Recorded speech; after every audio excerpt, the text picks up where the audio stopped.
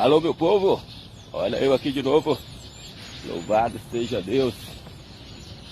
Hoje, dia 9 de fevereiro de 2024, são exatamente 7 horas e 19 minutos na cidade de Manaus. Louvado seja Deus. Amanhã nublada, hoje o sol está modesto, está escondido no meio das nuvens. Quase eu não vinha, achei que ia chover, mas olhei e não tá muito pra chuva não. Um nublado meio discreto, mas Deus abençoe que chova. Faz um tempão que não chove, está muito quente em Manaus. Mas enfim, vamos para a palavra. A palavra de hoje a gente encontra em Atos, capítulo de número 2, versículo de número 42. E perseveravam na doutrina dos apóstolos, na comunhão, no partir do pão e nas orações. Versículo 43. E em cada alma havia temor, e muitos sinais e maravilhas eram feitos por meio dos apóstolos. Louvado seja Deus. Vamos falar hoje de perseverança. Perseverar, continuar, prosseguir, não desistir. Muitas das vezes é o que está faltando para muita gente em muitas áreas de sua vida. Vamos ao texto. E perseveravam na doutrina dos apóstolos, no ensinamento dos apóstolos. Isso é princípio de igreja. A igreja foi fundada pelo nosso Senhor e Salvador Jesus Cristo, quando selecionou seus 12 apóstolos, os nomeou, outorgou-lhes poder e deu a eles o ensinamento e os princípios para a igreja. E a igreja é fundada sobre o fundamento dos apóstolos. Infelizmente, estamos muitos anos na frente, séculos, milênios na frente dessa fundação. E muitas coisas foram se perdendo pelo tempo. E hoje são muitas as ramificações de ensinamentos, de doutrinas, e na maioria das vezes longe dos ensinamentos dos apóstolos, longe da fundação. Apesar de termos o livro dos Atos dos Apóstolos, da forma como eles faziam, tá lá para mim e para você continuarmos nos guiando. Então a palavra é: persevere nisso, persevere na doutrina dos apóstolos. Ou seja, que nós venhamos tomar como guia, que nós venhamos tomar como bússola a palavra de Deus, a palavra que liberta, a palavra que transforma, a palavra que regenera, a palavra que salva. Está na palavra de Deus, na doutrina dos apóstolos. Então, igreja, começa a ler o livro de Atos dos Apóstolos, segue os ensinamentos pelas cartas apostólicas. Apóstolo Paulo, apóstolo Pedro, apóstolo João, apóstolo Tiago, apóstolo Judas, na verdade nem era apóstolo, mas tem sua carta também. Que nós venhamos, em nome de Jesus, tomar esse conselho. E perseveravam e continuavam na doutrina, no ensinamento dos apóstolos, na comunhão. Tinham tudo em comum. Estamos vivendo um tempo de uma era coach, onde muitas das vezes as mensagens de autoajuda são mais incentivos a um egocentrismo.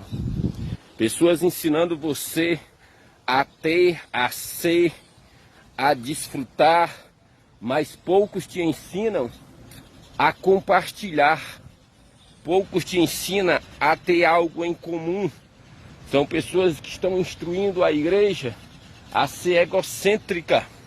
Pessoas que se dizem cristão, mas só se preocupam com a medida do ter. Quer ter, e esquece de compartilhar. E a doutrina dos apóstolos vem nos ensinar exatamente a comunhão. o compartilhar o pão, o dividir com seu irmão. Se Deus tem te dado condições, se Deus tem te dado recursos, divide com aquele que não tem. Seja abençoado por Deus e canal de bênçãos na vida de pessoas. É isso que Deus espera de mim e de você. Que nós possamos ser a pessoa que Ele vai usar para abençoar e que através de nós Ele possa abençoar mais pessoas. Essa é a doutrina dos apóstolos. A comunhão, o partir do pão, o dividir. Sabe, queridos, estamos vivendo um tempo em que as pessoas querem tudo pronto. Uma certa vez eu ouvi um pregador falando que nós estamos na época do pré-cozido. Ele deu alguns exemplos. Outrora, nós nordestinos em especial, vamos entender muito bem isso. Outrora a mulher pegava o milho, tirava da palha, debulhava, moía e fazia um cuscuz que levava de 3 a 4 horas no fogo a lenha, cozinhando, exalando aquele cheiro para poder cozinhar. Hoje você pega um flocão, molha ele, hidrata ele, coloca sobre uma cuscuzeira e em menos de meia hora ele está prontinho, pré-cozido, já todo pronto, todo feito. E muitas das coisas da nossa vida, muitas das áreas da nossa vida está assim, pré-pronto, pré-cozido. E tem levado a igreja do Senhor a também viver desta forma. Esperar que alguém faça, esperar já feito. E isso tem feito com que a igreja caia em uma decadência. São homens e mulheres de Deus que não se levantam para fazer, aguardam, esperam, querem tudo pronto. E aí surge uma ala de mestres ensinando isso. Deus vai fazer isso para ti. Deus vai fazer isso para ti. Levanta a mão e recebe. E as pessoas estão acostumadas a receber e não fazer. E Deus levantou a igreja para ser militante, para trabalhar, para ir à frente, para arregaçar as mangas, para chutar a porta do inferno e resgatar as almas que estão perdidas. E muitas das vezes nós estamos parados. Mas o que a palavra de Deus nos ensina, a doutrina dos apóstolos nos ensina, é que nós devemos perseverar na oração. Consegue entender isso? O que tem de crente que não ora mais, irmãos? O que tem de crente que tem dificuldade de falar com Deus em oração? Os cultos de oração são os cultos menos frequentados. Nós temos na terça-feira os cultos de oração nas igrejas evangélicas apostólicas. É quase que unânime em todo o Brasil. Com raras exceções, nas terças-feiras nós estamos nos nossos cultos de oração. Eu não sei, mas acredito que isso pode ser até comum a todos. São os cultos mais defasados, são os cultos menos frequentados. Os irmãos parece que selecionam exatamente o culto da oração para não ir para o templo. Mas que nós viemos entender e perseveravam e continuavam na doutrina dos apóstolos.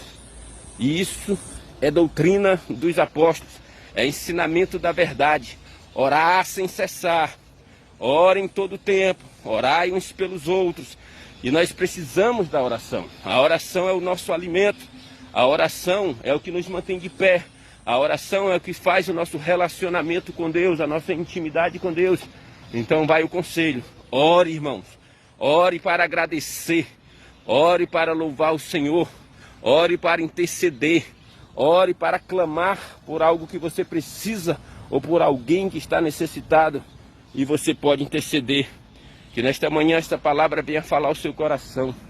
A palavra de Deus também nos ensina a doutrina dos apóstolos, que o batismo é para a salvação. O batismo é em nome do Senhor Jesus Cristo, porque em nenhum outro há salvação. Capítulo 4, versículo 12 do livro do Atos dos Apóstolos diz: em nenhum outro há salvação, porque também debaixo do céu, ou seja, aqui nessa terra, nenhum outro nome há dado entre os homens, pelo qual importa que sejamos salvos. Atos capítulo 2, versículo 38.